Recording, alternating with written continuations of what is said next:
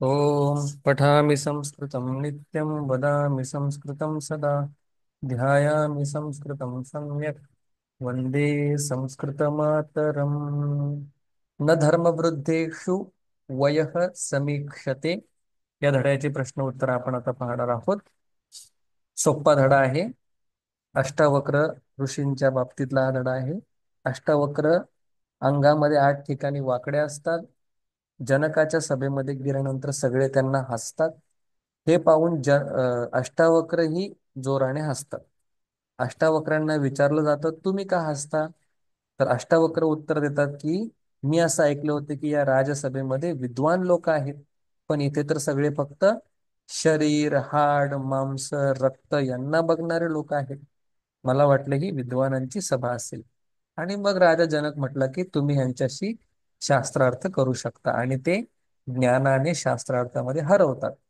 ह्याच्यावरून आपल्याला कळतं की जे ज्ञानाने मोठे आहेत त्यांच्या वयाकडे कधीही पाहू नये. मित्रैः सह, पहिला प्रश्न, मित्रैः सह क्रीडित्वा कः गृहं प्रत्यावृत्तः. मित्रांसोबत खेळून कोण, कह म्हणजे कोण घरी आला? तर अष्टावक्र. अष्टावक्र घरी आले. बर. अष्टावक्रस्य पिता किमर्थम राजसभां गतः आसीत्. अष्टावक्राचे वडील का गेले होते राजसभेमध्ये? किमर्थम, तर शास्त्रार्थाय. शास्त्रार्थाय,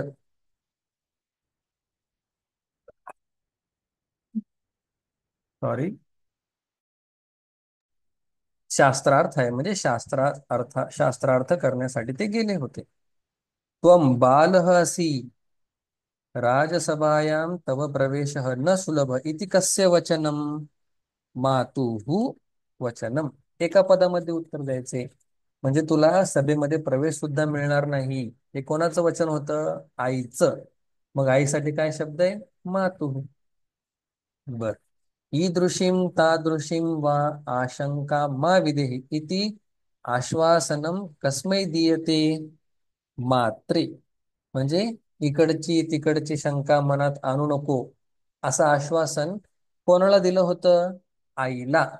मग कस्मै चतुर्थी विभक्ती असल्या कस्मै दीयते. अं, कस्मै दीयते कोणाकडून दिलं जातं? तर आश्वासनम अष्टावक्राय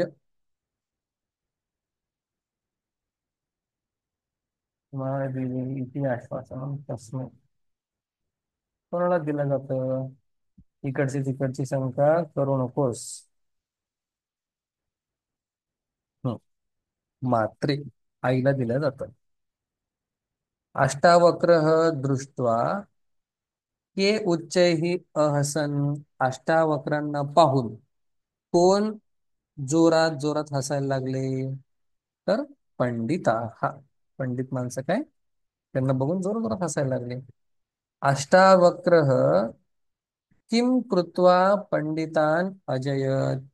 अष्टावक्रांनी काय करून पंडितांना जिंकलं? तर शास्त्रार्थम. शास्त्रार्थम कृत्वा पंडितान अजयत. शास्त्रार्थ करून त्यांनी पंडितांना जिंकलं. राजसभायां मिथ्या ज्ञान गर्विता हा की. राजसभेमध्ये मिथ्या ज्ञान गर्वित असणारे कोण होते? तर पंडित आहात. पंडितच काय होते?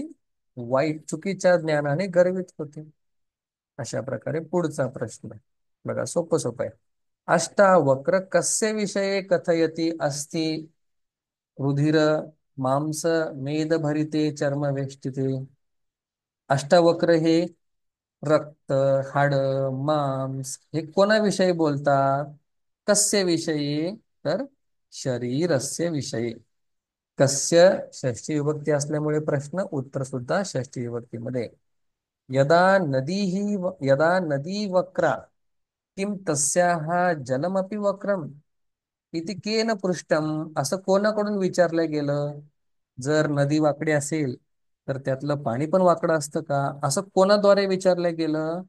तर केन असल्यामुळे अष्टवक्रेण, तृतीया तृतीया. बर, पुढे. किम वस्तू परंपरा वंश परंपरा प्राप्त, म्हणजे वंश परंपरेने काय प्राप्त होतं, तर राज्यम. राज्य काय होतं, या राजाकडून त्या राजाकडे असं काय प्राप्त होतं, म्हणून वंश परंपरा प्राप्त काय आहे, राज्यम. पूर्ण वाक्येन पूर्ण वाक्यात उत्तर द्यायचंय. किती सोपं असतं हे, प्रश्नाला बाजूला काढायचे. आता या ठिकाणी कह हा प्रश्न आहे, कस्य हा प्रश्न आहे, किम हा प्रश्न आहे, मनसह का किम कार्यम किम किमर्थम, यांना बाजूला काढून काय उत्तर लिहायचं आणि बाकीचा राहिलेला भाग आहे असा लिहायचा असतो. काही काही ठिकाणी उत्तर लिहित असताना थोडस आपल्याला डोकं वापरावं लागतं. मातुः चिंताम ज्ञात्वा कह राजसभा, म्हणजे आईची चिंता जाणून. कह म्हणजे कोण, कोण राजसभेस जायला निघाला, तर अष्टावक्र. पण आपण उत्तर लिहिताना कसं लिहिणार, मातुः चिंतां ज्ञात्वा, मग आपण लिहायचं अष्टावक्रः राजसभां गंतुम उद्यतः आसीत.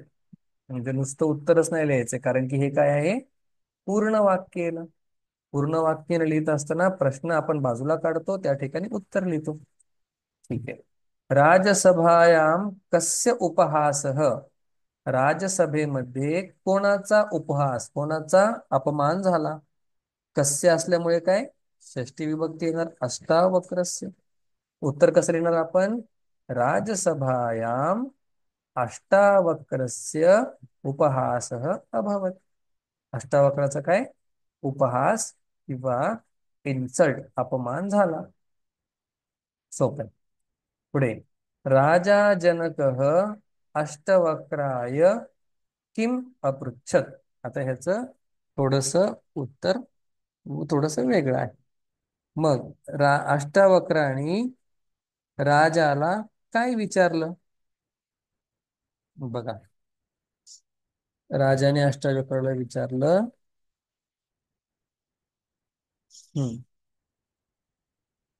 तर राजा जनक अष्टावक्राला म्हटलं की मी तुम्हाला, हो, राजा जनक अष्टावक्राय किम अयच्छत, राजा जनकाने अष्टावक्राला काय दिलं, तर मनः. किम अयच्छत, मन दिलं त्यांनी, मनः. उत्तर कसं लिहिणार, राजा जनक अष्टावक्राय मनः अयच्छत. मनसः किम कार्यम, मनाचं कार्य काय आहे.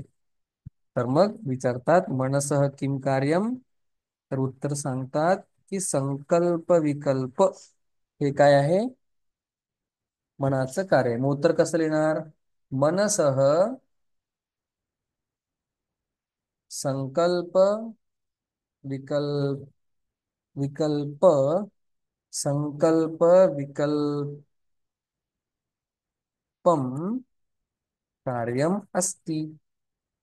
मनाचं काय काम आहे, विचार करायचा, संकल्प हे करू, विकल्प ते होईल का, हे काय आहे, मनाचं कार्य आहे. उत्तर कसं लिहिणार, मनसः संकल्प विकल्पम कार्यम अस्ति. पुढे शेवटचा प्रश्न. राजा जनकः कस्य पदयोः पतति किमर्थं च, म्हणजे राजा जनक कोणाच्या पायामध्ये पडतो. कस्य म्हटल्यानंतर उत्तर येणार अष्टवक्रस्य. अष्टवक्रस्य पादयोः लिहितो तुमच्यासाठी, पतती. राजा जनक पतती किमर्थम च, बर का त्यांच्या पायामध्ये पडतो तो, बघा ते पण सांगतात की मार्गदर्शन मागण्यासाठी. कारण की किमर्थम पतती, तर आपण लिहूया मार्गदर्शनम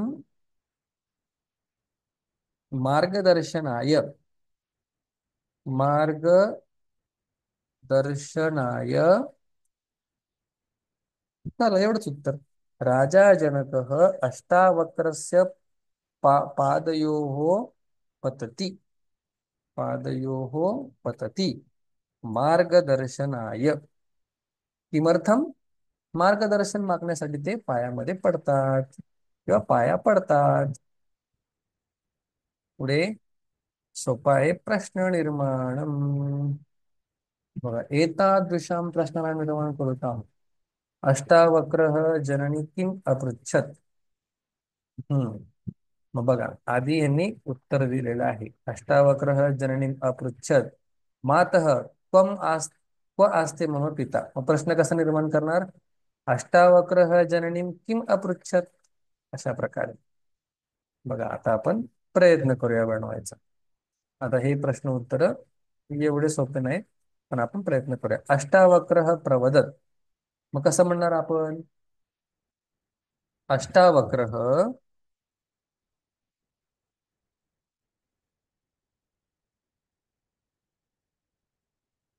अष्टावक्रः वक्रः जननीं किम प्रत्यवदत. काय म्हणाला? किंवा जननी नाही लिहिलं तरी चालेल. अष्टावक्रः किम प्रत्यवदत असं म्हटलं तरी चालेल. राजसभायां बालकस्य वक्रदेहस्य उपहासः संभवते. मग कसं लिहिणार आपण? राजसभायां, राजसभेमध्ये कस्य उपहासः संभवते. कस्य, कोणाचा उपहास, कस्य उपहासः अपि संभाव्यते.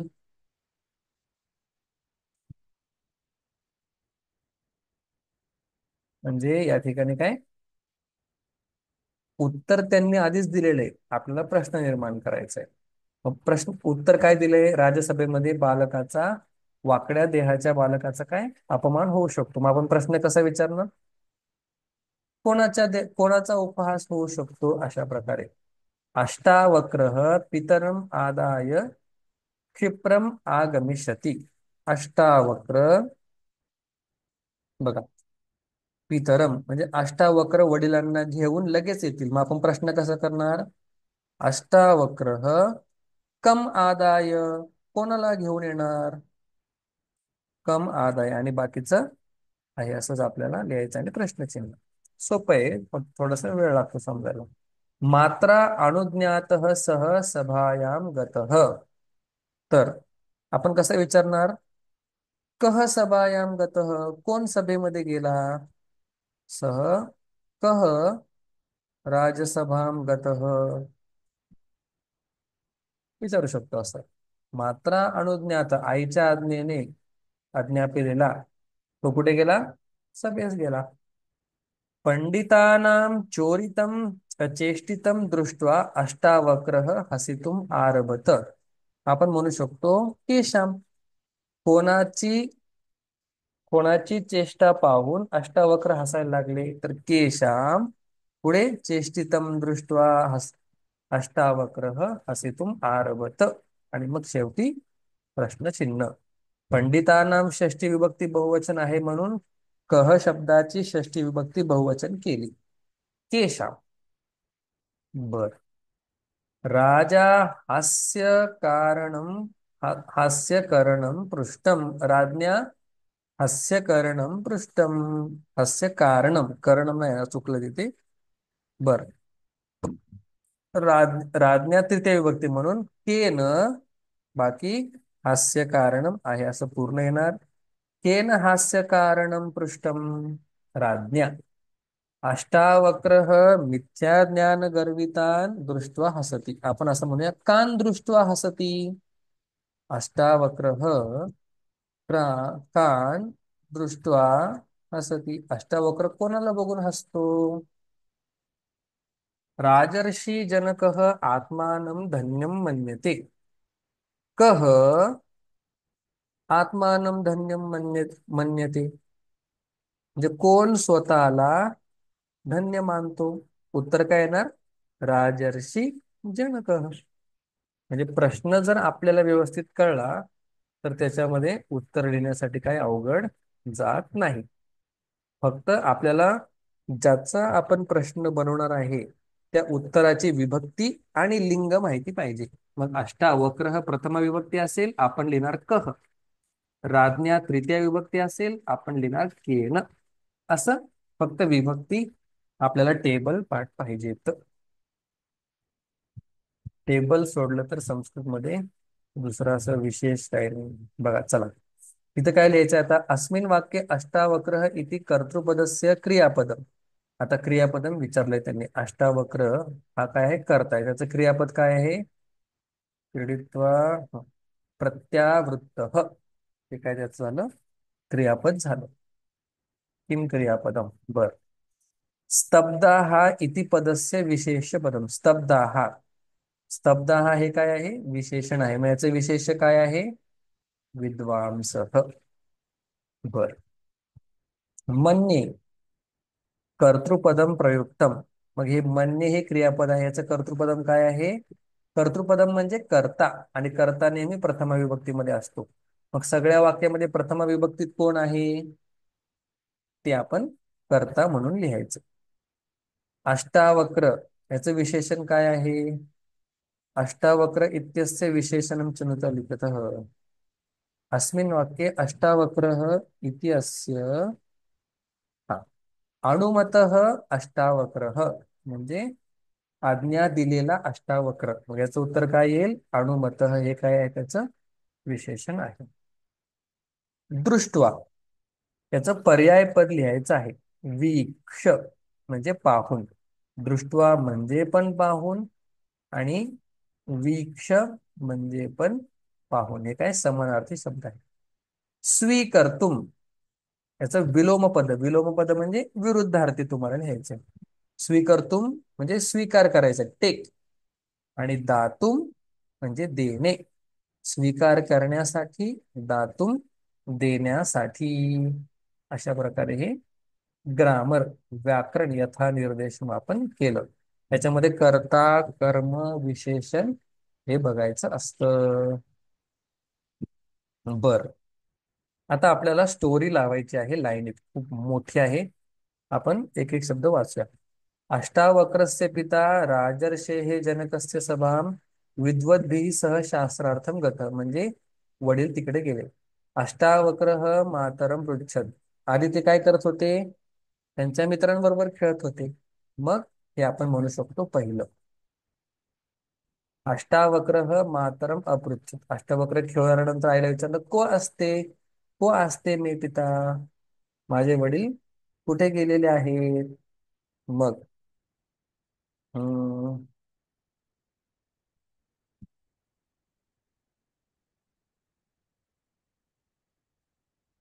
मग दुसरं काय, आई सांगते, अरे तुझे वडील काय गेलेले आहेत, शास्त्रार्थ करण्यासाठी गेलेले आहेत. शास्त्रार्थाय गतः. मग तो काय करतो, अनुमती घेतो आणि सभेमध्ये जातो. मग सभेमध्ये गेल्यानंतर काय होतं, सगळे त्याला हसायला लागतात. कोण हसायला लागतात, हे पंडित लोक. पंडिताः तम वक्रदेहम प्रारंभ हसेल. बर. हे झाल्यानंतर काय होतं, अष्टावक्र सुद्धा जोरजोरात हसायला लागतात. उच्चाही असं. मग मग जनक काय म्हणतो, जनक त्यांना विचारतो, अरे तुम्ही का जोरजोरात हसताय. सहा किमर्थम हसती. मग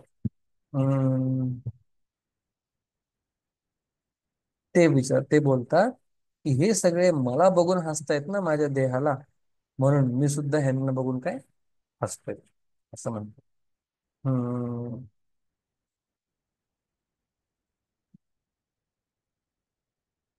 मग पुढे काय होतं, अष्टावक्र सर्व प्रभावित आपण. त्याच्यानंतर अष्टावक्रस्य शास्त्र पंडित हे राजन. हा मग राजाशी आणि त्याची काय होते, चर्चा होते. तो राजाला बोलतो, देह वाकडा आहे म्हणून काय आत्मा पण वाकडा आहे का, नाही. मग अशा बोलण्याने काय होतं, सगळेजण प्रभावित होतात. आणि प्रभावित झाल्यानंतर हा काय होतो, राजा जनक अष्टावक्रांच्या पायात पडतो. आणि थांबा एक मिनिट.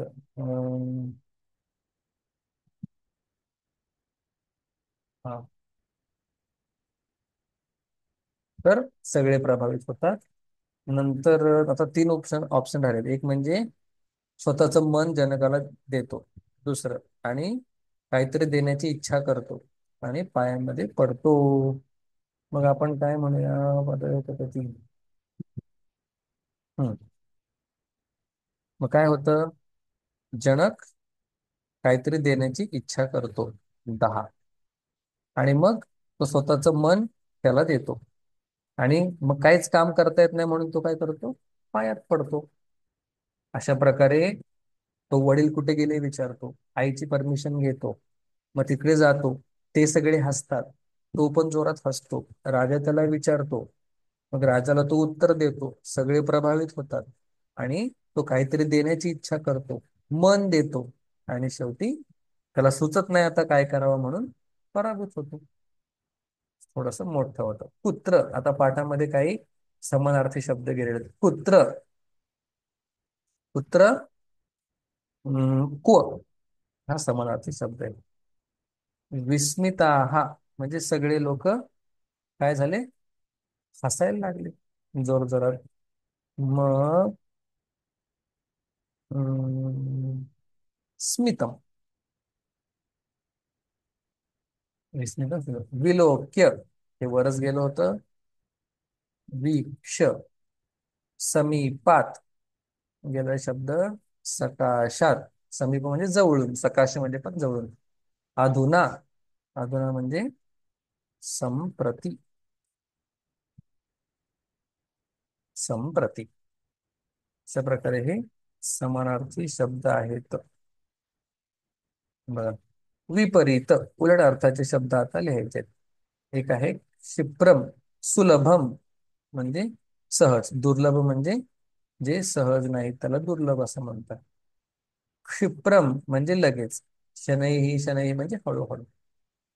प्रविश्य, लौकिकम, अलौकिकम. अर्पय म्हणजे देणे, आणि गृहाण म्हणजे घेणे. प्रविश्य म्हणजे आत जाऊन, निर्गत्य म्हणजे बाहेर येऊन. अशा प्रकारे सुलभ, दुर्लभ. क्षिप्रम, शनैः. अर्पय, गृहाण. प्रविश्य, निर्गत्य. हे काय आहेत? विलोम पदम किंवा विपरीत पदम असं दोन्ही त्याला म्हणतात. एक्सरसाइज फार मोठी आहे, त्याच्यामुळे ती वेळ घेणारी आहे. बघा आता, अष्टावक्र डॅश आसित. अष्टावक्र कसा होता? सर्व शास्त्र पंडित होता. अहो बालस्य डॅश निपुणता. अ, अहो बालस्य डॅश निपुणता. नंतर लिहूया आपण, एतद धनम डॅश अस्ति नास्ति. हे धन तुझं नाही, भवदीय नास्ति. ये डॅश ते सम्मानम न लभन्ते. ये मिथ्या गर्वित आहात, जे मिथ्या ज्ञानाने गर्वित असे आहेत, त्यांना काय होतं? सन्मान कधी मिळत नाही. राजसभा विद्वद्भिः डॅश अस्ति, विद्वद्भिः अलंकृता अस्ति. ही जी सभा आहे ही काय विद्वानांकडून काय अलंकृत म्हणजे सजवलेली आहे. बर, मित्रस्य कटुव्यवहारः दृष्ट्वा अहम डॅश अभवम. मित्राचा वाईट व्यवहार पाहून मी काय झालो? स्तब्ध झालो. आत्मा डॅश उच्यते. आत्मा कसा आहे? निराकार त्याला म्हटलं जातं. उदारता गुण न सुलभ, म्हणजे उदारता गुण हा काय एवढा काय सुलभ सहज उपलब्ध नाही. मग आता, अहो बालकस्य ईदृशी निपुणता. अशा प्रकारची निपुणता म्हणजे कुशलता, हुशारता. अशा प्रकारे आपण सगळे वाक्य पाहिले. निराकार, देव निराकार आहे असं. पुढे अशा प्रकारे आपण हे धडा पूर्ण पाहिलेला आहे. योग्यता, विचार वगैरे नंतर आपण, त्याची काही आवश्यकता नाही. हे एक्स्ट्रा ज्ञानासाठी आपल्याकडे असतं. ठीक आहे, अशा प्रकारे हा धडा इथे एक्सरसाइज आपण पूर्ण संपवलेली आहे. थांबूया.